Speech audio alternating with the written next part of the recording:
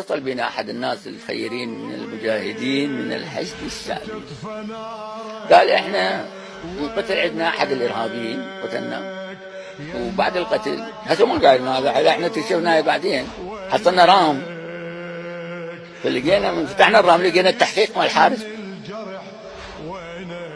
المعلومة ما حد ذاكر ولا بس لكم اذكر، لقينا التحقيق، ويعني هو جس لي نحل وضعيف وجو بارد وخرقنا البطانية ويحققون اياه، ويعني حالته يعني يبتلى.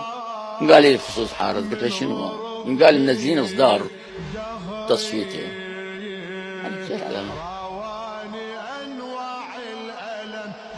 شوف من الاذكار كل حالات مؤلمه.